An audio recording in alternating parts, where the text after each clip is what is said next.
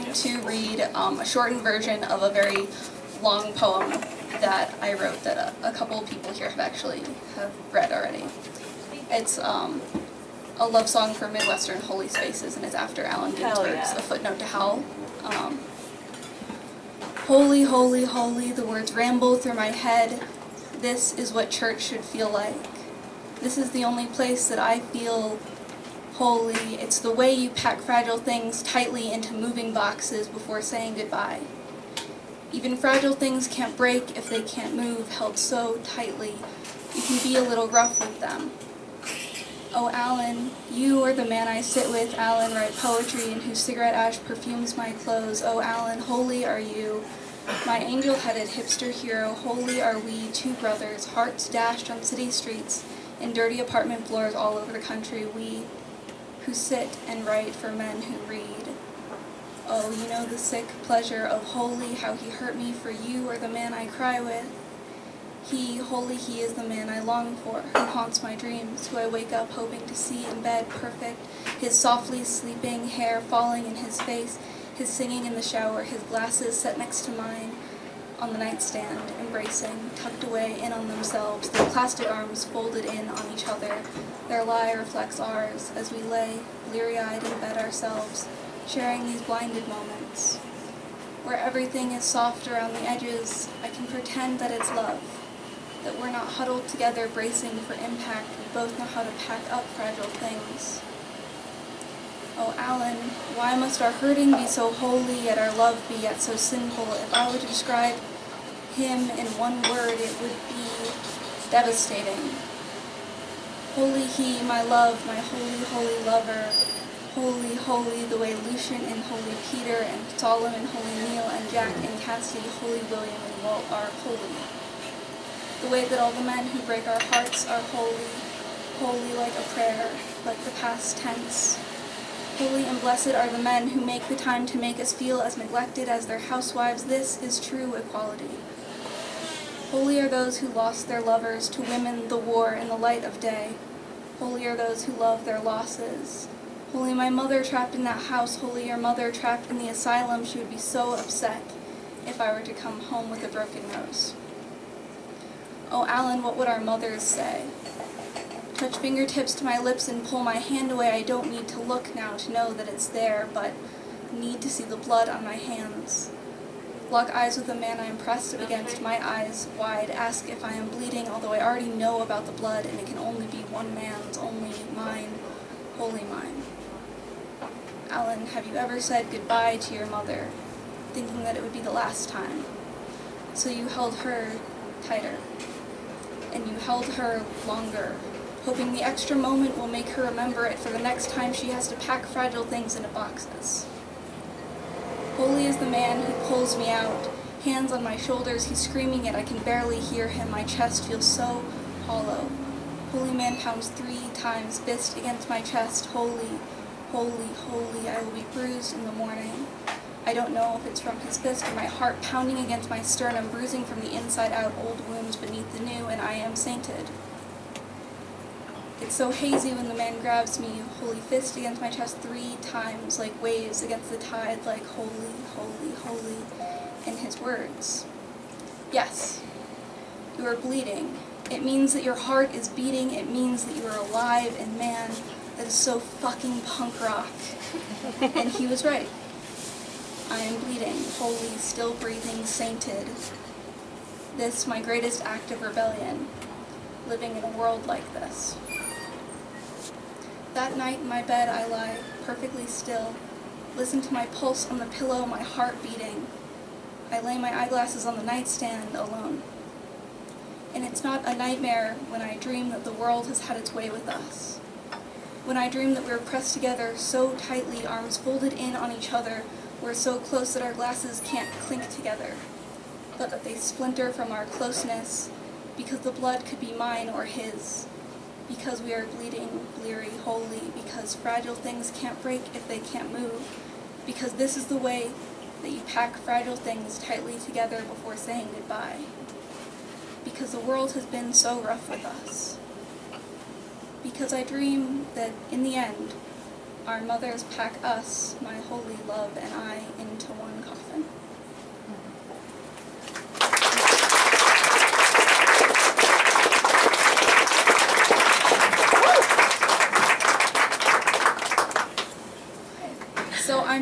here really to introduce me.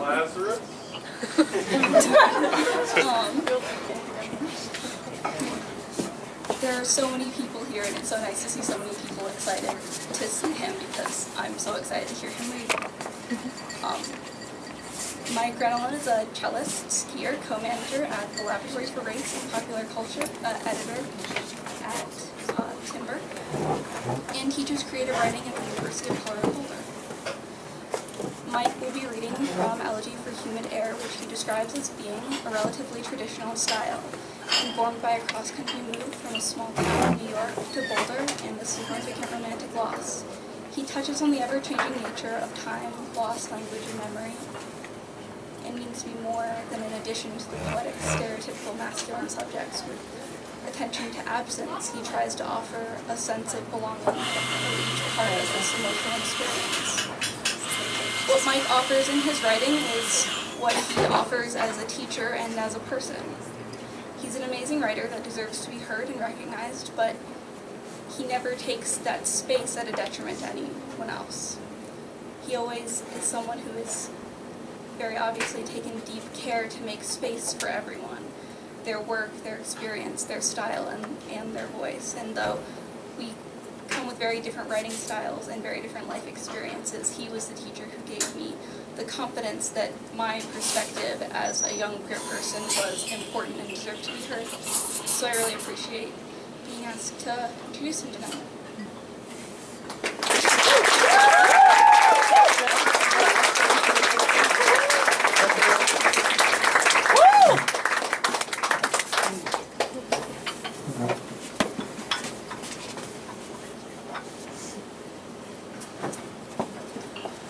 Let's hear another round of applause for Will. Thank you so much.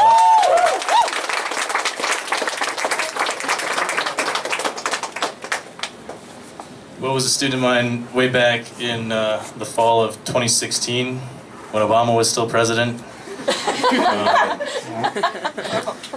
And it was my first semester teaching at CU. I was very nervous. I'd never taught before. And for those of my colleagues here, I think you know that there are always in some corner of the room, there are always at least a few students who really love it and really are dedicated and are poets at heart. And Will was a member of that group of students and really gave me a confidence boost and made me really enjoy teaching. So it meant a lot to have you here and to hear your work and where it's come and all that. So thank you. I'm gonna try to keep this quick because I know there are a lot of people here and standing for reading is not super fun. So I'll do my best. I'm going to read a few poems and then talk a little bit, just a very little bit, and then read a few more poems and go like that. Yeah. Can everybody hear me? Yeah. Yeah, you're good. I dabble in being a sound tech on the side, and so it always frustrates me when I'm in the back at a reading and somebody says, can you hear me? And then I can't hear them, but they don't fix it. So, cool. So yeah, these poems are from my manuscript, as Will mentioned. It's called Elegy for Humid Air. I'm probably going to change that title 6 times. And yeah, I'll just get started here. 1 second.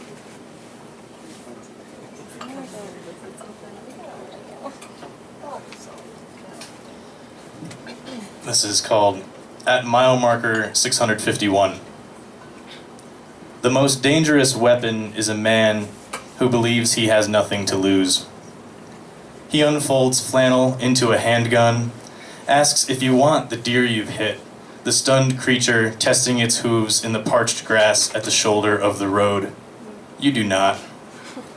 One could be forgiven for remembering the concrete of the grain elevator in evening's gold, as if the sacred and this America could really coexist.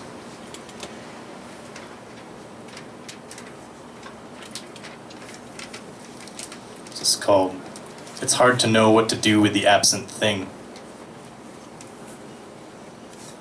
One father climbs into the mouth of another, clunks iron rung after rung down to the sop where even rats eat themselves. He waits until the old friend has passed to shout her name. She does not turn. Clapboards beat in the wind. This house comes to us in its sleep. A folding inward, not like that. Morning smells like a wounded Christmas tree. Put your finger in its side and believe.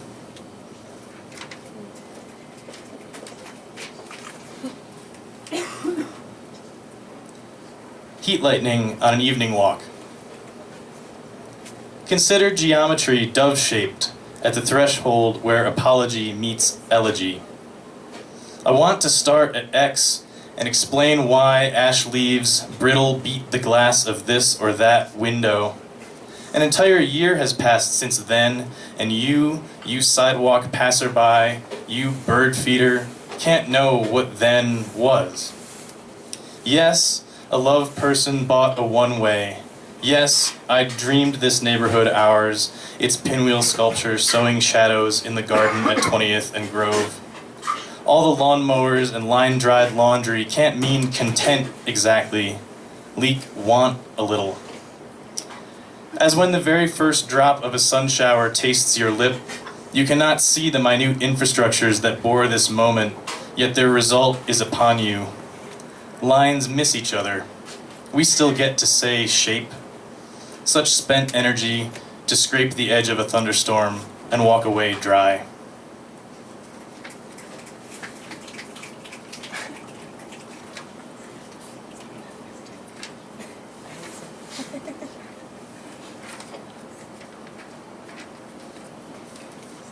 Clarkie's salvage yard. I went with my father for a headlight assembly. The two men next to the oil pit in the garage stood from their spackle buckets and molted their coveralls. They pointed. Steel stalks rose between ghosts of white pines. Cranes dragged thin fingers against the sky. Like every other place I'd learned to stop loving, it would soon be reborn. I should have known. Out back, we shuffled over fine sand, let it work through our speaker's mesh into the sweat between our toes. We came to the row where they kept the sobs. Inside, they smelled like sobs, like nothing else. So if you know me, you know that I have a weird obsession with Saabs, which is a car company that hasn't even been in business in the last 10 years. And you might know too that I'm selling a 2009 Subaru, and I just bought a 1994 Saab. So to say that nostalgia has manifested itself in weird ways in my life, you know, would be an understatement. Yeah, and I grew up in a town similar in some ways to Boulder that's kind of always changing, kind of always growing. It's a tourist town. Feels pretty different to me every time I go home from the place I grew up in, and so maybe that poem's a little bit about that too. Yeah.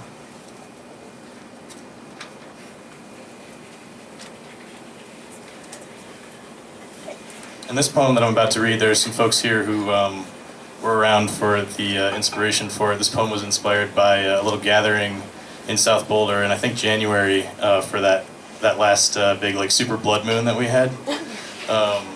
So I wrote a poem that's kind of sort of about that, but not really. In the new year, the glass reassembles. I tell the other young balding man that we are the same, and he ages right there in front of me. As at a football game, we cheer for the moon, its little arcing here, its glint like the head on any dime. Nothing adds to 10. We assemble in this backyard, this fenced-in epicenter where weeds like desire choke us and the sound of one kiss ricochets from brick to neighboring brick until the whole block is giggling. One child chases after another, tells her a blushing secret. Its contents, like the sky itself, we have always known.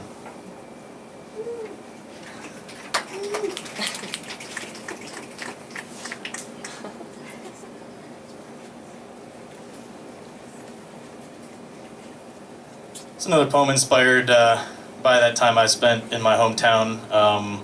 It seems, in hindsight, it seems like no coincidence that my summer jobs home from college, I was always working at hotels. I think there are like 2,000 hotel rooms in that town now, and the population's 25,000. So this is called Self-Portrait as Hilton Garden Inn. And it's about a boss that I had. Maintenance man Jim swears by adhesive caulk.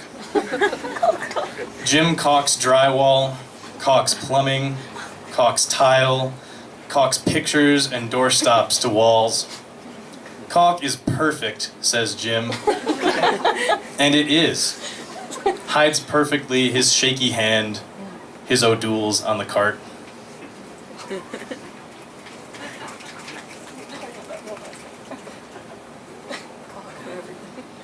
Fluid dynamics. Apologies to any engineers in the room who I've got this wrong, because I definitely got it wrong. In a second-story classroom, a horse trough fills with water. Given the flow rate and the box's irregular dimensions, you must predict when it will overflow. You remember learning how to do this, that you once felt confident with troughs and water and illusions involving the surface area of folded paper. But now a crack in the bottom of the trough is propagating. An avalanche breaks like a glass baking dish on a stovetop burner. You pick up your pencil and draw a search party. There are dogs and shovels and probes, and somewhere, idling, a 1982 ambulance with letters peeling from its side. Someone will have jump-started it. You don't know why, but this notion feels quaint, comforting even. You put down your pencil and exit the classroom. There is nothing to be solved.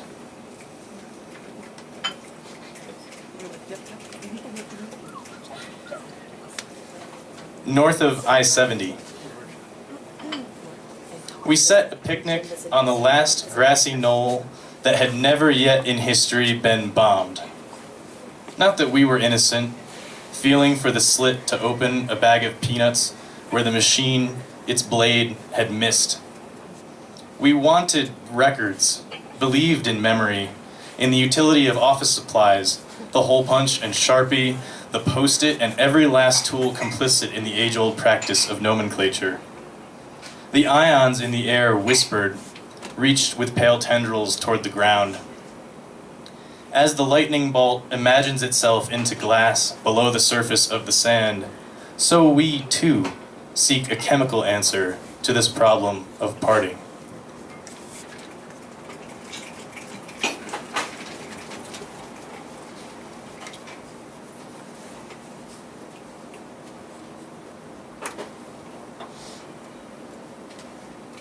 It's another one, a pretty new one, made it into the thesis at the last minute here. Things that speak sorrow. A porch in the rain, a birch in the rain, a church in the old Polish neighborhood whose patchwork shingles hurl themselves to the sidewalk at the quietest mention of rain. The road to some family's lakeside house where cousins sleep next to water. I am called by broken landscapes, buildings dripping moss into soil.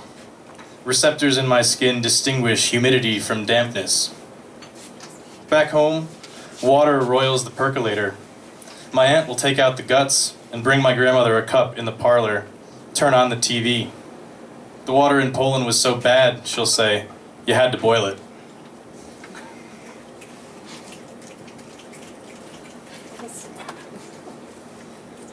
This is another hotel poem.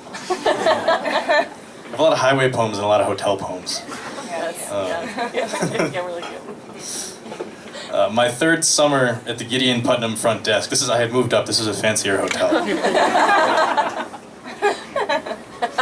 The teenager says, "I'll have a mimosa," with all the conviction of a man calling a bet. Race 3, horses 2 and 7. People with Learjets cut the check-in line, drop laundry on the marble counter. They get phone calls, give me dictation while the governor of New York State looks on. A woman asks, "Do you have a fire butler?" I realize that I am old enough to remember 10 years ago. If I wanted, say, to put on some cherry at 3 or some walnut at 4, a fire butler would do that. All I want to put on is laughter, but she is serious. What I wouldn't do for a Xanax or some ice water. And she says, "Mike, what do you want to do with your life?" Says, "Mike, I know many writers who could make your life miserable." I don't give her the bridal suite. I get summarily fired, and there wants to be a lesson here about tact or adaptability or humility or respect. But it's 95 out and humid, and I'm sweating through the collar of this thrift store dress shirt. Yeah.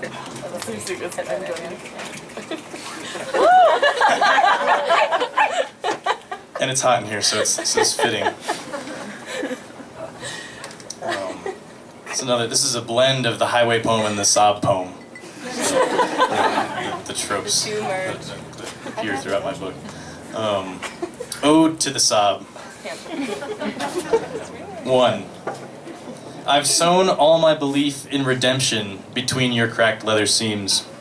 Together, we will limp across I-70 one last time.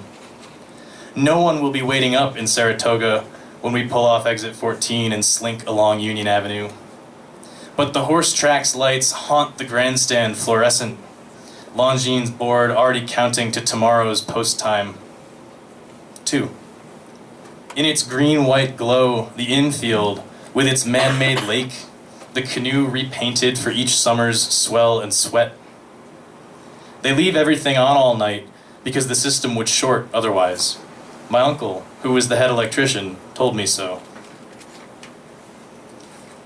3. Closed-circuit TVs under red and white striped awnings flood the dust behind the grandstand. At the far end, the bones of the hero horses laid to rest. 2 miles further to the right, a woman who once loved me sleeps alone. We'll race on past Stewart's, past the dirt fresh turn for the morning workout, but by then I'll be bedded and you stabled in the soft asphalt of my parents' driveway.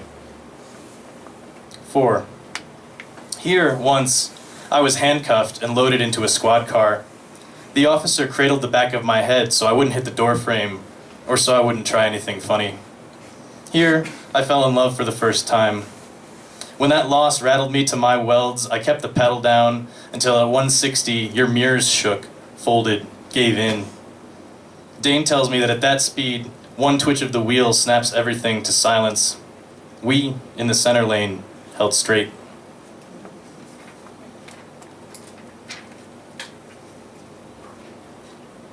If you're looking at this packet and you're nervous about how much longer it's going to be, I have a bunch that I'm going to cut, so don't be worried.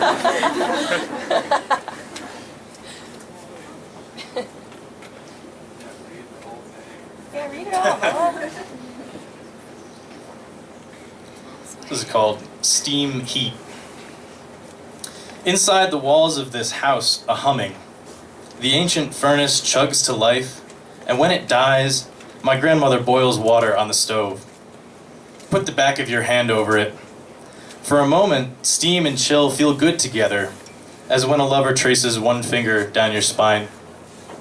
Condensation freezes to the ceiling, and still, she puts on another pot. I want this to be some ancient remedy, some secret floated over from the old country, smuggled more intact than our family name past the desks at Ellis Island. So much of what this woman knows, I will never understand. I was 3, and we fed my grandfather pancakes off a red plastic plate scored white with knife marks. Years later, we remodel the parlor. I do my best to swing a crowbar. We pull out lath and plaster, between studs, find a swizzle stick. She still sleeps in the room where he died. I used to shiver awake thinking about this, but by now I have been searching for years and have found nothing more beautiful.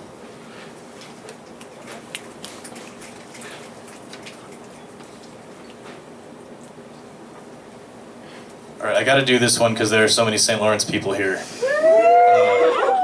This is a poem about the one bar in our college town. We went to college in a very small town, and there was only one bar, and it was called the Hoot Owl. This poem is called Hoot Owl Express. This night, we play on the towny table. We cannot possibly win under their boiling gaze, the many owls rudely incarnate, their chestnut irises translucent and still. We raise our glasses to trains. It's nothing, this college bar whose red floor, like an old frigate's surgery deck, sticks to our souls. We bite lead, hope our blunders will trickle painless away. You curl with scissors the loose ends of the ribbon you tie around my wrist. They float, balloon-like, between the X station's rafters.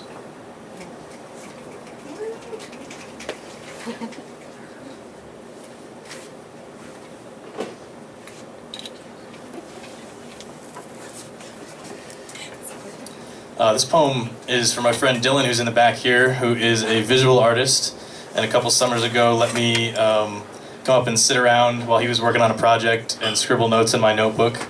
And those notes were trash, but eventually became this poem. So, yeah, this is called Light Keeping. My friend the artist pumps pigment wallward, stalagmites of will and wax. Outside the studio there is a park bench whose dedication plaque I have never read. The shapes of its letters hang just beyond memory.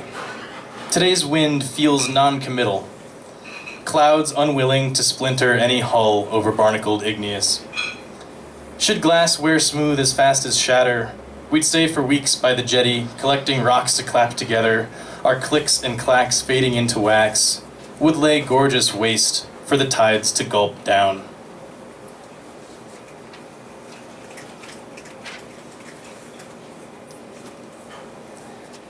Jewel case. We in photographs imagine, frame by frame, emotion not unlike walking, in fact just like walking, with all four legs in the trees and no need to lean on a sound. We never contain music. Give to each thing that matters a new noun. Men in silks straddling the backs of horses. The jewel case a little more broken every time it's opened.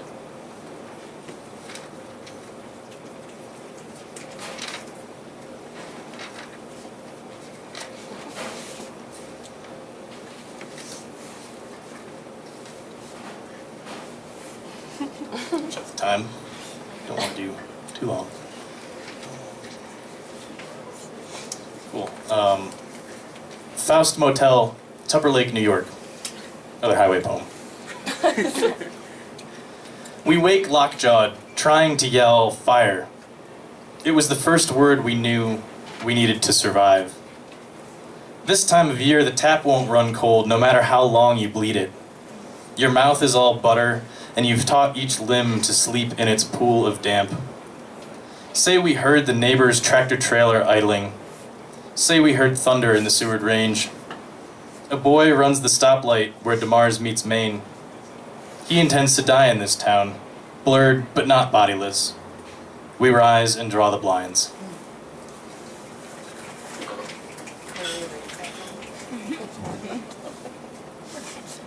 We make a pilgrimage to see what we will destroy. In the new year, it snows and no one remembers where to put the sidewalk. I give you a bicycle, return to old vices. The schoolyard bully punishes earnestness, which manifests in many forms. Two people sharing a baseball. Today, it is a bicycle. I want the bicycle to be a baseball, weightless, the moment a jet's engines ease for descent. I almost succeed. Almost.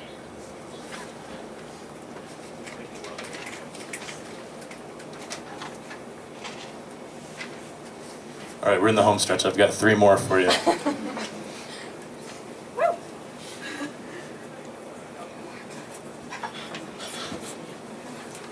Thanks again for being here. I appreciate it. And thanks to Innisfree for having us. It's been great being in this program and having the support of Brian and the staff as a teacher and as a student to be able to come in here and find books of poetry and read and feel comfortable. So thank you.